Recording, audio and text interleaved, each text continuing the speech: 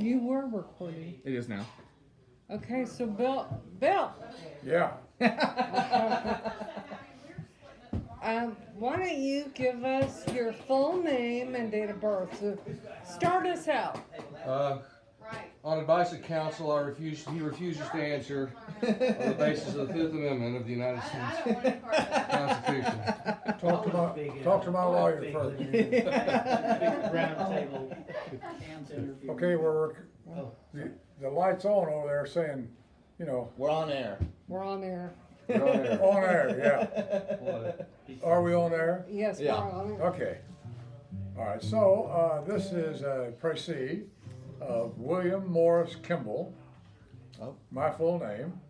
And would you? Date of birth, August 12th, 1938. That was a long time ago. When I met Gilles, he said, I don't know anybody born in the 30s. So that was a long time ago, but I have some visual aids here. All right, I have a question. I have a question. I'm ready. Where did your name come from? What? Well, my mother's nickname was Bill. So my name was going to be William. That was going to be the natural thing for my name to be William, because my mother's nickname was Bill when she grew up in New York. What's her real name? Her Marion English Morris. How did she get Bill? Marion. Let's don't get off the subject. Okay. The subject is me, not my mother. It's not relative. It doesn't matter, and it takes too long, and it's Okay. not. Well, she is relative. Actually. She is relative. Normally questions go at the end, Dan. It was her nickname. That was just her nickname. I don't know. So people called her Bill.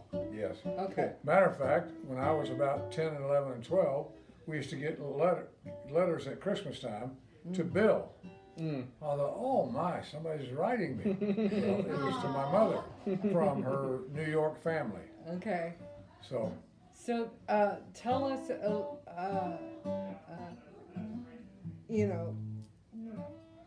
a little bit about your parents.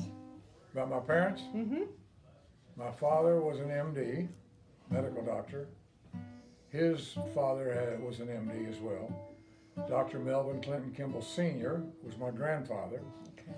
Melvin Clinton Kimball Jr. was my father. My father went to medical school at the University of Illinois, and he had in mind finishing first in the class because that person got to go to Cook County Hospital in Chicago. And these big city county hospitals were desirable for the students because they got to do more and see more and be involved in more stuff. So Cook County was a real desirable place to go. That's why I was born there. You were born in Cook County? Yeah. No way. Mikey was born in Cook County. Wow. So, Is it? my It's not dad, possible your dad delivered him because he was gone. No, not in '62. Where's Cook? so my father ended up second in his class and chose Bellevue Hospital in New York. He ended up second. Yes. Okay. So he chose Bellevue Hospital in New York. In those days, Bellevue was a city county hospital in the New York City hospital system. In later years, it was the Looney Farm. So most of people your age and older, younger, your age and younger, think of Bellevue Hospital as a psychiatric ward. Well, it was even back to the '40s. That's where they sent Kris Kringle and Miracle on 34th Street. It must be true. It must be true. They probably had a ward. But when for Daddy that. was there in It was cool. late 20s, early 30s, it was a city county hospital Okay. and did a lot of the same things they did at Cook County. That you got to see a lot of things as a young doctor, and that's what you wanted to do. Cool. So that was my dad, and my mother was a master's degree student from Pratt Institute in Brooklyn. I didn't know she went there. So she was well educated, and she was from Pratt. So that was a high quality place to go to school as well. So they both were very well educated. And my mother was doing menus for the hospitals around New York. There were 7 or 8 of them. And so she was involved with the dietitians and the hospital people and the menus, and ran into my dad, met my dad, and so they started dating immediately, and before long got married. And they got married in probably late 20s, my guess. I have a driver's license of his from the late 20s in the Model A car that he was driving at the time. And so I have that driver's license, but I don't have the marriage record. But it was probably 28, 29, 30, something like that. Yeah. So that's mom and dad. They weren't supposed to date because of the fraternal policies. Always, Yeah. So they had to do it surreptitiously, right? always a problem. Yeah. So they did that, and they were quite content. So with right that. off the bat, they were non-compliant with now we know where you get it. Born an outlaw. My dad loved breaking rules anyway, so it didn't bother him that he was outside the rules and people were pointing at him and stuff like that. He didn't care. He welcomed it, actually. What was your mom like? My mother was quiet. She's more like Bob, quiet, introspective, intellectual. So she was quiet, different. My dad was boisterous. In 1925, my dad graduated from high school in 1925, and in the annual it's written something about Mel Kimball. His name was Melvin Clinton Kimball. Mel Kimball, was just into everything and active and loud and full of life. And where was the high school? Central High School in Tulsa, Oklahoma. Okay. He went there because his father was a doctor for Frank Phillips. Frank Phillips was Phillips Petroleum Company. So my granddad moved there because of Phillips, and then my dad followed. So how did your mom and dad end up in Phillips? Well, the war was brewing when we were in New York.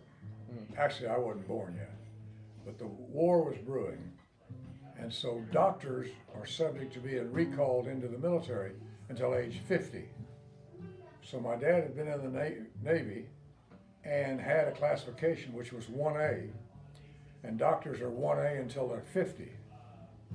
So they're subject to being recalled. My daddy, starting to build a family and not wanting to go back in the military with a wife and children coming, so he called his father and said, "Would you talk to Frank Phillips for me, please, and get me a job in the war effort?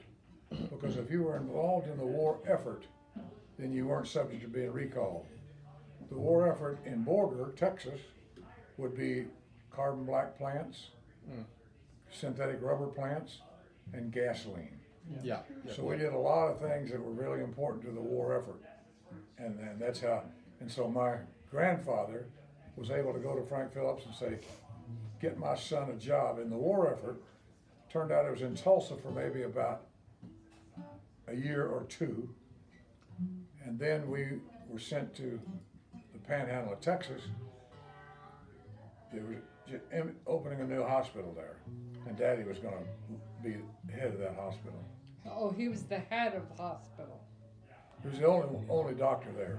Had 2 nurses and 1 doctor, and we lived in the hospital actually a little bit in 1943 when we first got to Borger.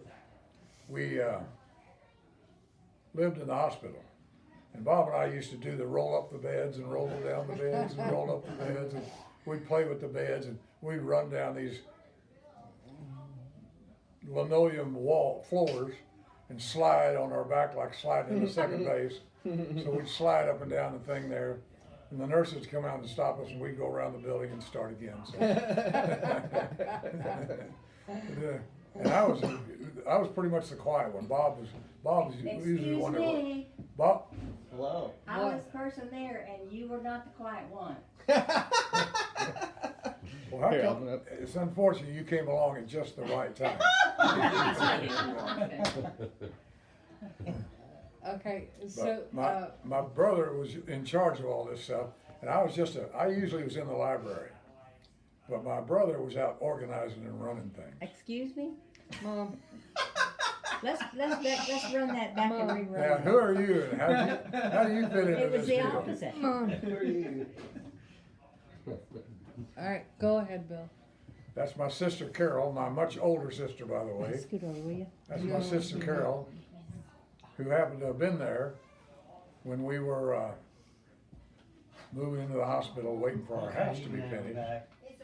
And so we lived in the hospital for a while, maybe less than a year, and they completed our house and the hospital.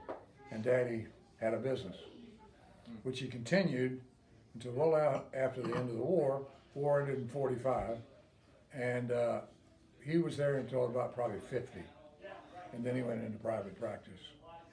But they had these. They eventually added more doctors. No, one, but it didn't last very long. They didn't really need it, so he didn't last very long. But one of my only memories of when I was 7, when the war was over, one of my only early memories was they had policemen, guardians, to drive around our plants and drive around like this and watch for suspicious activity and so forth. And so when the war was over in 1945, those guys honked the horn and drove around the streets and yelled at everybody and said, "The war's over, the war's over," because we had been, all of us in America had been living carefully and frugally because of the war from late 1930s through 1945. We had rations, we had limited exposure to doing things, and so the world was a happy place in Texas when the war was over. Yeah, I bet. It was a happy place all over the United States. Oh yeah, Yes. exactly. Yes. I was 7 and I remember that. That's one of the very early things I remember. They were celebrating the end of the war. So, were you were raised Presbyterian? Yes, we were raised Presbyterian. Uh huh. And My mother, Yeah, I'm sorry. my mother's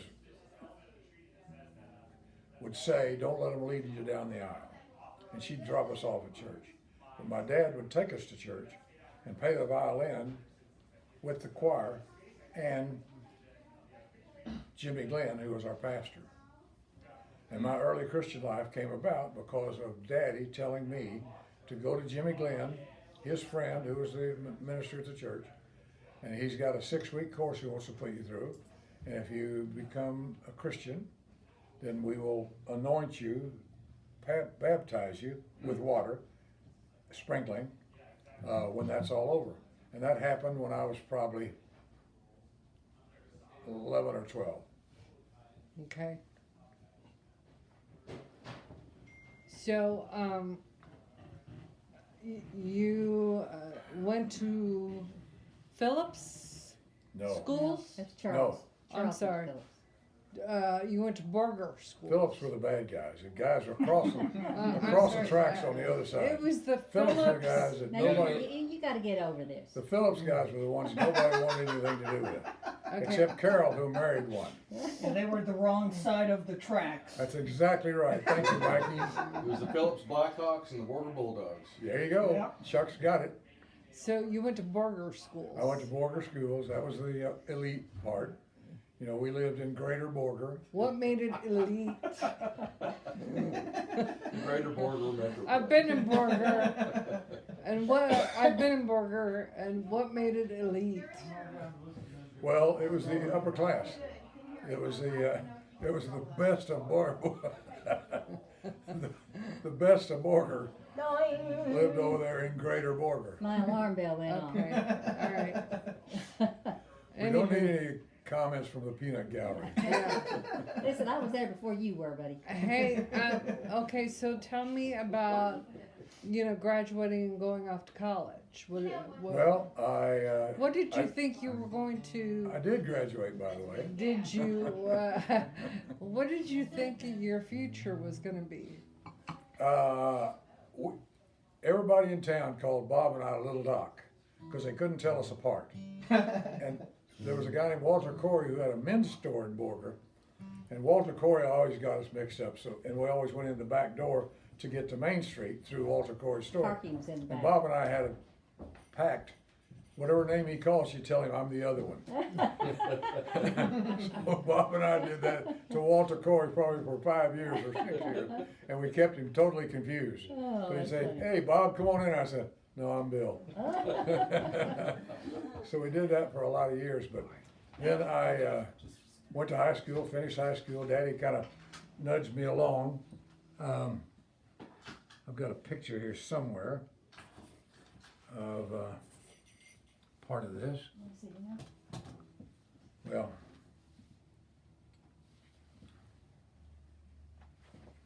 here's a picture just as a picture of Carol, Bill, and Bob. This is a fairly contemporary. This picture's Good probably looking group. 10 or 12 or 14 years old. So that's Let me see that. Carol, Bill, and Bob. Who Please. was? When you went out to college, what did you want to be when you grew up? Yeah, Well, that's what I want to know. I'd always thought of medicine because Daddy was a doctor and he talked to us about medicine and we understood that. See this? But when I went off to college, one thing I didn't want to do was study. So I avoided the MD thing. Plus the fact, one of my memories of Dad, That's a great picture. he lived in the back bedroom. He and Mama lived in the back bedroom, the big bedroom. And so to get out, well, as a doctor, you get calls all the time at night and day to deliver children. So Daddy was called often at night to deliver a baby. And I could hear him banging down the halls as he's trying to put on his pants, get himself all together and get out to his car, race himself to town at about 90 miles an hour, which he did often. But Daddy would bang into the walls at 3 o'clock in the morning, get into the car to go deliver the baby. Because you got a limited amount of time because that baby's coming regardless. So I just thought, I don't want to do that. You didn't want to bang down the hall, so. Yeah, I just didn't want to do that. And I didn't want to study as hard as those guys were studying either. I mean, they were in class all day and all night. I didn't want to do that. So I somehow got involved with the School of Business, got somebody who mentored me to take advertising courses and marketing courses and sales and accounting and that kind of stuff. And so that's what I did. I got a BBA in 1961 probably, and after a couple of stints in the Army, and started my marketing career. And while you were in college, your sister and brother were both at the same school? Well, almost. Carol and I were there for a while, and then Bob and I were there for a while. I was the middle child. But Carol was gone, I think, by the time Bob got there. So I don't think Probably. I don't think we were all three there at once, Yeah. but we were all three there at certain times. I wanted to go to Texas, but Mother wouldn't let me go that far away to school. So she basically allowed me to go to North Texas where Carol was. And so as if that would matter, because Carol and Charles wouldn't even speak to me when I got to North Texas. And I had a date with one of her sorority sisters one time, and so Carol managed to go by her spot and say, "You don't want to go out with him." Now you're losing your credibility here. That actually happened. I know the name. Elaine Jones was her name, and it actually happened. Tell them why she wouldn't let you go to Texas. How old were you? 16. She didn't want you down in South Texas with 40,000 students. You graduated high school at 16? Well, how did that get rid happen? of you. Tell them how that happened. Yeah, We didn't have any advanced I want to classes. know how that happened. We didn't have any advanced He classes. skipped a in those grade or days. something. So Dad pushed me through school Tell how. because my very best thing was academics. I mean, I wasn't real good at athletics. I tried, but I wasn't very good. And so the one thing I was good at was academics. And so Dad pushed me along that Hey, way. Bill, you're under oath here. Missing a grade or two does explain a few things. Right, but tell them, you did second, you skipped the third. Okay, my memory's not real clear, Jim. Well, tell It's me. something like, skipped the third and took the fifth and sixth in the same year. Or fourth Wow. and fifth or something. Yeah. So, Skip the third. and in the summer, I would go to a teacher's house and catch up for the part that I missed. So I had to go to school all summer long with this teacher's house, and Daddy set up for me. And so I That went to sounds like school fun. year round. What was your favorite subject, and what was your best subject? Math would have been up there high. I was good at math and good at, I wasn't real good at academic. I wasn't.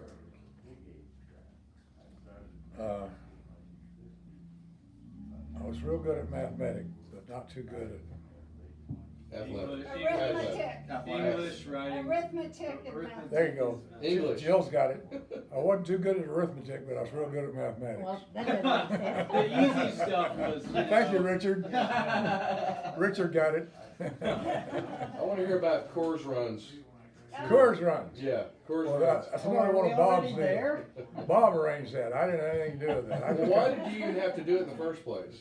And what is it? Well, number one, we needed money. I was living on the JO bill, GI Bill, This was after you went to the military, well, the first time. first time. And then I came back and $105 a month. I was living on $105 a month. So that just wasn't enough for school. Did And you Bob go back was- to school, right? Pardon? You went back to school. Yes. And For a semester. so Bob, we needed money, and Bob had worked at the hotel in Borger, and we knew the guy that owned the Coors distributorship in Borger. So we jimmied up this plan to take the back seat and the divider out of Bob's car. Why couldn't you buy Coors in Denton? Couldn't buy Texas, couldn't buy beer anywhere in this part of Texas, North Texas. You couldn't buy beer anywhere. Even in Dallas? Legal, it was a legal thing. You certainly, no. It was legal as far as beer was concerned. Coors didn't operate in this area. Oh, So they couldn't because get, they were in Colorado and they hadn't Yeah. they hadn't developed this far south. yeah, so there were no Coors in this area. So we couldn't go to Dallas or Fort Worth or somewhere like that and get Coors. We had to go into the Coors territory, which was Oklahoma, but that was 3.2 beer. We didn't like it as well. That's more diluted. Yeah, exactly. Instead of 7% alcohol, it was 3.2% alcohol. Coors was 7 at that point in time? 7, yeah. Wow. That's high nowadays. IPA now. That's why we liked it. So we, Shame they've ruined it. Bob and I would take the back seat out of his car and take the divider out of his car, and we could get something like 20 cases of beer in the back of Bob's car. And in those days, you lowered your car anyway, so we didn't raise any suspicion because our car was lowered in the back, because that's what we kids did. So we never got stopped. But we would go back and forth, and we had a guy, Robert Barksdale, buy 8 cases of it before we even left town. So we had, by the time we did it about 3 months, we had all 20 cases before we left town. Had them sold. And we had them sold. We paid $3.50 for a case of beer, and we sell it for $8. Wow. And a guy, Billy Bob Harris, who was a famous Dallas guy, would also buy 8 cases from us. So we only had 20 cases, and we absolutely had 16 cases sold before we got out of town. But before we got going very much, we had it all sold. So we sold the beer, and we made nice money. We made, what, somebody figured that out, that's $4.50 a case on 20 cases of beer. And that was Bob and I, we never drank. So we didn't drink, the profits were all profits, 100% profits. $86. There's one exception to that. One exception to that. We came home one weekend, and on Sunday we crawled under our beds where we kept our beer in Borger, and the corner was torn, and 2 beers were missing What? in my mother's house. 2 beers were missing. She didn't know you had it, There's a rat supposedly, in the right? kitchen. What? You were trying to hide it from her? No, she knew. She knew. Yeah, she But knew. she went in and took 2. She was an accomplice. It was a tax. She was a customer. Yeah. Commission. Tax. She and Big Heart had opened our case of beer and had a beer, Yeah, two beers. Who's Big Heart? It's too much. It's too hard to tell, Ann. Big Heart was the guy that come by and visit with Mama, and they'd visit and talk. They were both old, like 60. Carol and I are well into our 80s now, and John Nelson's at 90.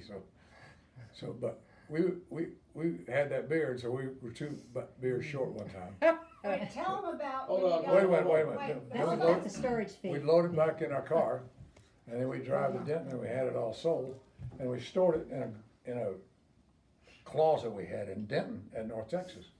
And one day, is this what you want to ask about?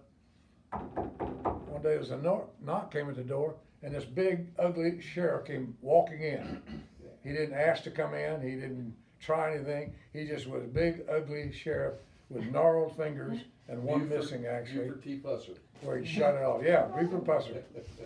So he just came bounding into our house, our duplex, and walking around and so forth, and went into our bathtub because he had heard from sources in Denton that we were selling moonshine that we made. We were doctor's sons, so we got wood alcohol or something like that and made it in the bathtub and sold it off as alcohol. God, you Now, hit on that. one thing, wood alcohol will blind you. So we definitely knew better to use wood alcohol, but we weren't doing that anyway. But he walked around and he wandered around, he came up and opened the door to my closet, and it had 20 cases of beer in there. He says, well, I'm not looking for this beer, but let me just tell you something. If somebody comes to that door that you don't know, don't sell them a beer. And then he left. And it turns out he was saying to us, I might send a Yeah. young deputy, Well, or I might send a friend, or I might send my son, or I might send somebody by here to buy some beer. Well, that was If cool. you sell it to him, I'm coming in after him to get you. Hello? So We got him. over the years, that turned out to be great advice. He had told me, don't do anything stupid. So fortunately, we didn't need to because we had guys that were buying it all anyway. So Bet how you did that, knew. why did that stop? Well, I graduated and went off to the real world, and Bob just kind of quit doing it. But he was close to graduating also. Well, you said the second military stay. How did that come about? Well, I was just one of those lucky guys that got to go to the Army twice. I got drafted twice. No way. You didn't get drafted twice. Yes, I did. I thought. Is that Annie has no- possible? Annie has no Sure. 214s. People are doing it today. You know, they go in and call people up in Reserves. reserve units. Oh, so the second time you were a reserve? Yeah, Oh, okay. I'd been in the Army, I went back, I had an 8-year commitment, as it talking about. So some of that has to be active, and some of it can be reserve, I and see. some of it can be non-reserve. But But at least 4 years of it, after my active duty, has to be reserved. So I was in a reserve unit for 4 years. And the Berlin crisis came along, and we went in over there to protect Berlin, because Russia was gonna take over all of Berlin. And we wanted half of Berlin at the least. We wanted it all, Russia wanted it all. We agreed to split it, and the Berlin crisis came about, and we split Berlin. Russia took half and we took half. That still exists, by the way, East Berlin and West Berlin. So That's what they get for starting World War II. Yeah, So you were there, well, it was before.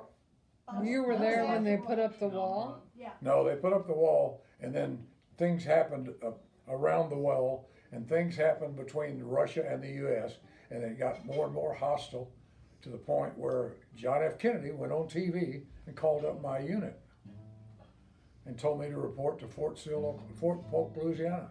Did you go to Berlin in this crisis? Pardon me? Were you there? Did you go to West Berlin in the crisis? No, Never went. I went back in the Army though. Yeah. And Officer. Okay, okay, we gotta stop this. You can't just throw out questions and answers. But I did go in the Army a second time because I had an MOS. That stands for Military Occupational something. but that's your job. It was actually So something. my job was running an artillery battalion and putting the gun where it's supposed to be, these giant guns that shoot 5, 6, 7 miles away and blow up the enemy. You've got a forward observer out there saying this bunch of North Koreans are massed in this area and we want a bunch of weapons to explode there. So they would give me the coordinates. LRP, Long Range Reconnaissance Patrol. That's what they call it. Okay, Richard, you didn't hear me, did you? You can't just throw out questions and answers. I mean, you just can't just throw out crazy stuff from time to Well, time. he was You have to be thinking- over 50 to ask a question. Oh. Hey, Richard, you need authorization from his press secretary. Yeah, that's right. Wait, so. What's her name, Mikey? CJ Ann Craig. Finkel, What? Ann CJ Finkel. Craig. No, no, what was that? What's Tell that? the reason why you were in charge of trajectory.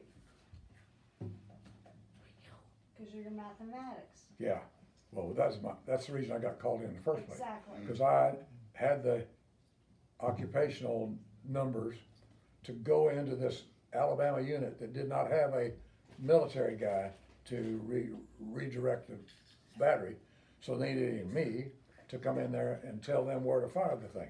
And so my job was to identify the target and go up this far, over this far, and fire for effect.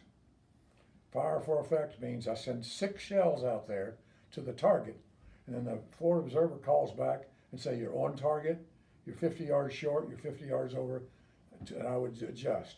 Or if you can't get a hold of him, that's a bad sign. Yeah. What? Never mind, I'm just kidding. So anyway, I was in a tent, protected from the elements, and in there doing mathematics and telling where to put that. Unfortunately, I went over to get my VA physical about 10 years ago, and they checked my hearing, and my hearing was fouled up, and they took the responsibility for that. They now pay me $1,000 a month for the rest of my life, and they have been for a few years. But my hearing's impacted, so they paid $6,000 for hearing aids for me because they took the responsibility. Well, so you did that for 4 years, and when you were called up for reserve, or how long did you do that? Your Alabama stint? 2 years. No, 1.5 years. Okay. I got credit for 2, but I did it 1.5. And you were basically training troops to go No. overseas?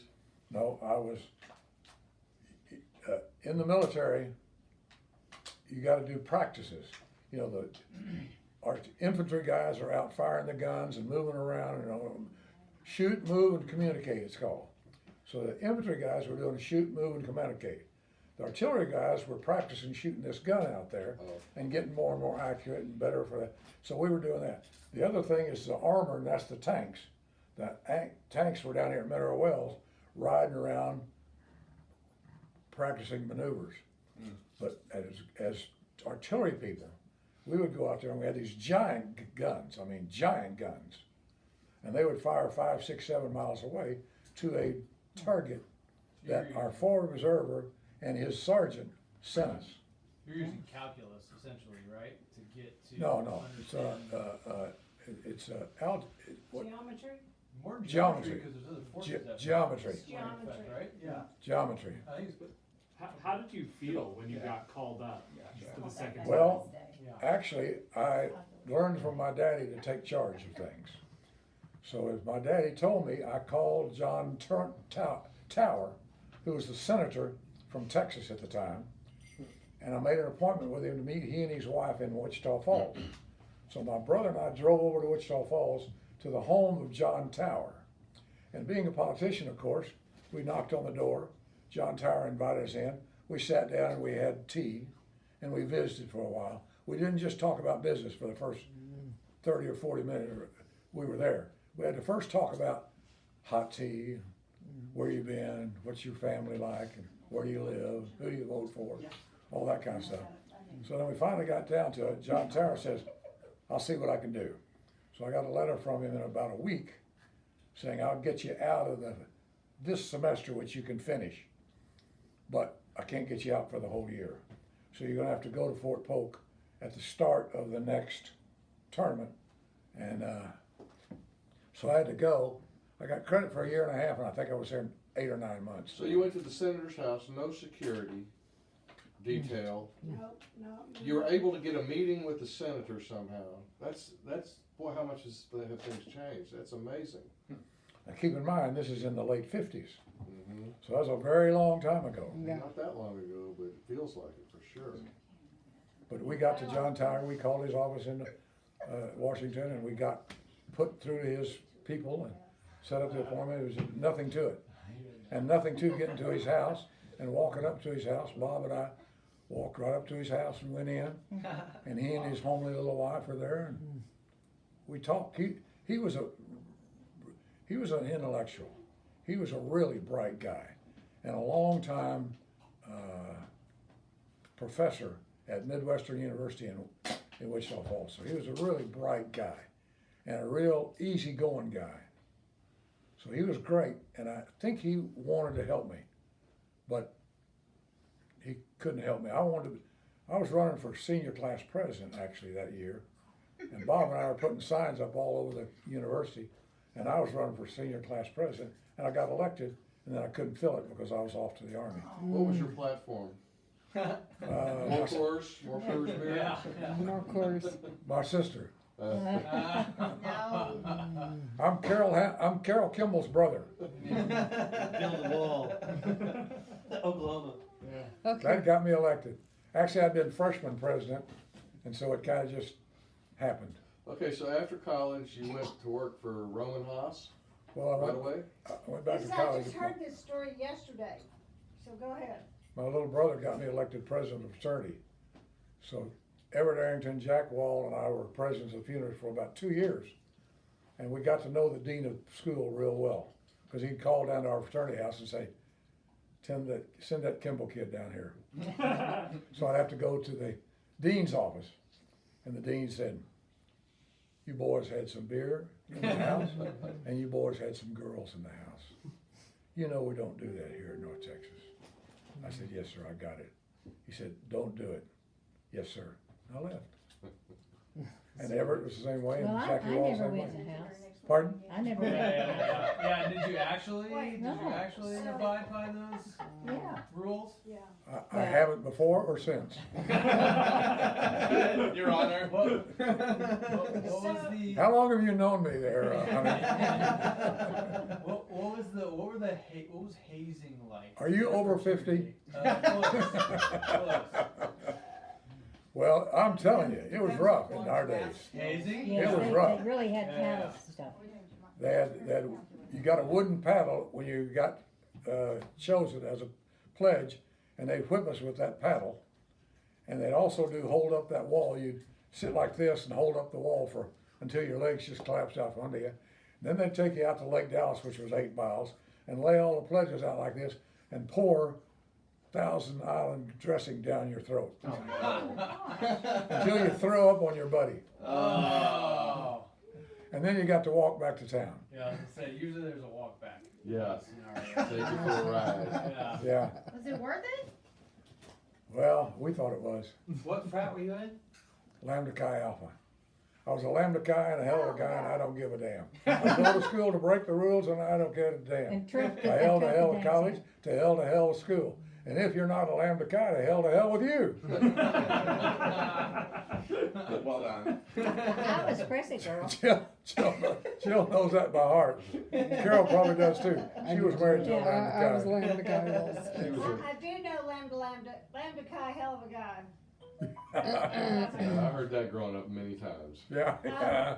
Hold on. And we were familiar with the paddle. His Dad- father- Dad put it to good use after college. His father and 2 of his uncles were Lambda Chi, so. Yeah. Yeah. Wait, you were I was not, but you were Sigep, yeah. and all so of my was Richard. family's Sigeps. Yeah. So that's- Jack. At a different- So we're Jack and talking John- about Bill today. Thank you, Well, no, wait a second. There's And, another question um, about college. You knew Roy Orbison, and also the guy who wrote Ooby Dooby. Wow, tell us Tell about that story. Roy. It's a song. Well, Check it out. Ooby dooby, ooby dooby, ooby dooby. It was a ooby recorded dooby, song. It was ooby on dooby, radio ooby. for a long Roy time. Orbison sang it. 2 guys that were in my fraternity wrote it. A minute. Wade Moore and Dick Penner wrote it. And Roy Orbison came and lived in our fraternity house for about 2 weeks. We had a cook, so they ate free meals. We had rooms. with beds in them, so they had free lodging. And they'd sit down and play, they'd bring this stuff into our fraternity house and play until 2 or 3 o'clock in the morning. So there's a whole group of people with him? Well, his band. His band, wow.